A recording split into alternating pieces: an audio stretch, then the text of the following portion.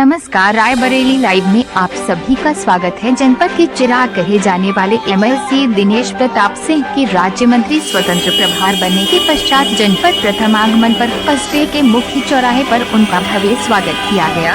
इस मौके पर सैकड़ों की संख्या में भारतीय जनता पार्टी के पदाधिकारी एवं कार्यकर्ताओं ने फूल मांगा पहनाकर श्री सिंह का भव्य स्वागत एवं अभिनंदन किया। इस मौके पर मीडिया से रूबरू होते हुए श्री सिंह ने कहा कि रायबरेली ने सदैव देश को अनेकों नेता, राजनेता, मंत्री यहाँ तक कि प्रधानमंत्री भी किया है, परंतु रायबरेली अभी भी विकास के मामले में पिछड़े जनपदों की श्रेणी में आता है। साथ ही साथ उन्होंने ये भी बताया कि अब देश के प्रधानमंत्री व प्रदेश के मुख्यमंत्री ने रायबरेली के बेटे को मंत्री पद की जिम्मेदारी दी है। अब रायबरेली का ये बेटा रायबरेली में विकास की गंगा बहाने का पूर्ण रूप से काम करेगा। स्वागत कार्यक्रम के इस मौके पर भारतीय जनता पार्टी के सैकड़ों पदाधिकारी एवं कार्यकर्ता उपस्थित रहे। रायबरेली लाइव के लिए सुशील सिंह के साथ रायबरेली से अभय सिंह की रिपोर्ट।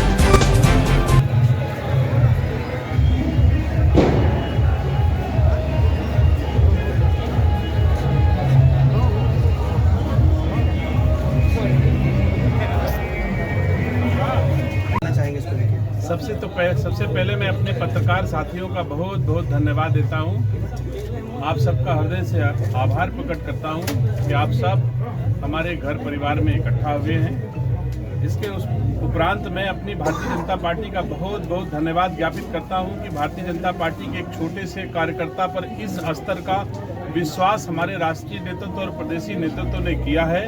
मैं उनका हृदय से धन्यवाद देता हूं, आभार प्रकट करता हूं और ईश्वर से प्रार्थना करता हूं कि भगवान हमको इतनी शक्ति दे कि जिस आशा विश्वास के साथ पार्टी ने हमारे ऊपर ये जिम्मेदारी दी है, मैं पार्टी की, सरकार की, प्रधानमंत्री की, मुख्यमंत्री की हर कसौटी पर खरा उतर सकूं।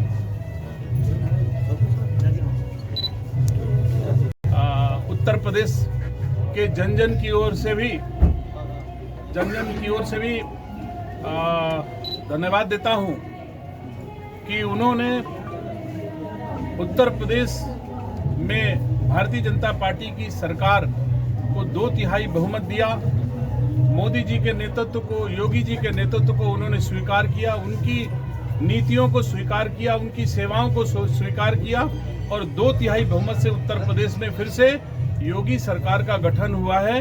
मैं उत्तर प्रदेश वासियों को बहुत बहुत धन्यवाद देता हूं और भरोसा दिलाता हूं उत्तर प्रदेश की जनता को कि योगी सरकार उनकी कसौटी पर खरा उतरेगी। हर वो काम ये सरकार करेगी जो जनहित के लिए होगा। मंत्री बनने के बाद आपकी जिम्मेदारी बढ़ गई है रायबरेली को लेकर भी, तो रायबरेली के लिए क्या प्राथमिकताएं रहेंगी आपकी? सबसे पहले तो रायबरेली के उन लोगों के लिए मेरी प्राथमिकताएं होगी जिन्होंने भारतीय जनता पार्टी को चुना है। उसके बाद रायबरेली के गांव गली तक राज्य सरकार के द्वारा विकास पहुंचे, ये भी मेरी प्राथमिकता होगी और मजबूती के साथ रायबरेली जनपद में भारतीय जनता पार्टी खड़ी हो और अगले लोकसभा के चुनाव में कमल खिले रायबरेली में, भारतीय जनता पार्टी और मजबूत हो। ये ऐसे हमारे इस आशा के साथ हम रायबरेली जनपद में सेवा करेंगे।